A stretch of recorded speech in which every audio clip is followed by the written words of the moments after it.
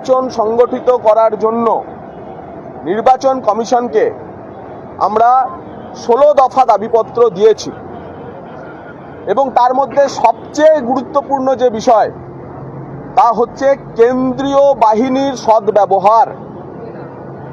নির্বাচন কমিশন ফুল বেঞ্চ আসার আগেই পশ্চিমবঙ্গে প্রায় 40,000 কেন্দ্রীয় বাহিনী নামিয়েছে, কিন্তু রাজ্য পুলিশ যেভাবে কেন্দ্রীয় বাহিনীর ব্যবহার করছে বা কনফিডেন্স বিল্ডিং মেজার্স বা ভোটারদের যে তাদের মধ্যে গণতন্ত্র সম্পর্কে বিশ্বাস ফিরিয়ে আনার যে এক্সারসাইজ করছে কেন্দ্রীয় বাহিনী, তাতে আমরা অসন্তুষ্ট, সে কথা জানিয়েছি।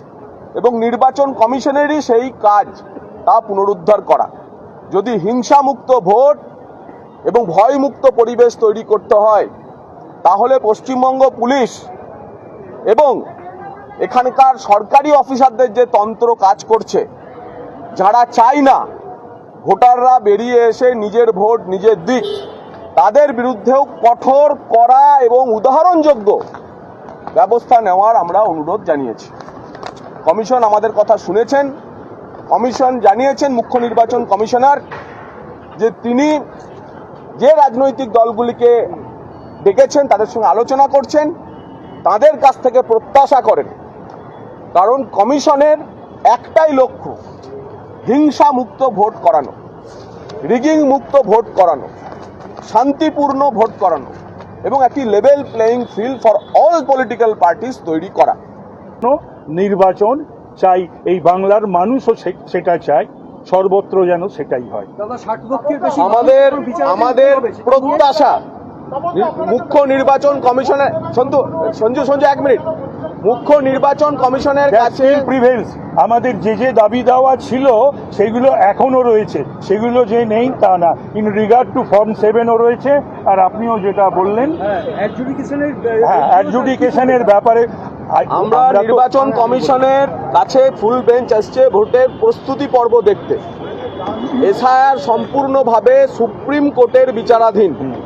কমিশনের ফুল বেঞ্চের সামনে আমরা সুপ্রিম কোর্টের বিচারাধীন কোনো বিষয় রাখিনি এই কারণ এ নিয়ে ইসিআইআরও কিছু করার এখন নেই। তার ফলে অ্যাডজুডিকেশন বলুন, এলডি বলুন, ফর্ম 7 বলুন, ফর্ম 7 বলুন, 6 বলুন, কোনো কিছু বিষয়ে আমরা এখানে আলোচনা করব। আজকের মিটিং ছিল পোল প্রিপেয়ার্ডনেস নিয়ে। সুপ্রিম কোর্ট আজকেই মামলা আছে, সুপ্রিম কোর্ট আজকে 9 তারিখ। সুপ্রিম কোর্ট এ নিয়ে যেমন সিদ্ধান্ত নেবে তা পশ্চিমবঙ্গের সমস্ত রাজনৈতিক দল এবং ইলেকশন কমিশন মানতে বাধ্য।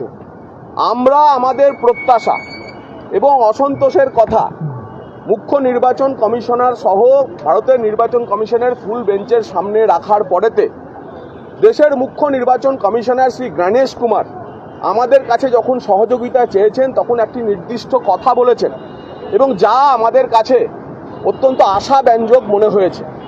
আমরা আমাদের বক্তব্য শেষ করার পর গণেশ কুমারজি তার ভোটের যে ভোট দেওয়ার যে লোগো, ইলেকশন কমিশনের যে লোগো, সেটা তিনি দেখিয়েছেন। বলেছেন যে এই যে আঙুলের উপর কালি লাগে, সেটা কোনো ইন্ডিভিজুয়াল মানুষের আঙুল না, একজন ভোটারের আঙুল না। ভারতীয় গণতন্ত্রকে বাঁচাতে এই আঙুলের পেছনে 140 কোটির দেশবাসীর ক্ষমতা এবং শক্তি রয়েছে। তাই ভারতের নির্বাচন কমিশনের এই আঙুলই হচ্ছে ভারতীয় গণতন্ত্রের সবচেয়ে শক্তিশালী বার্তা।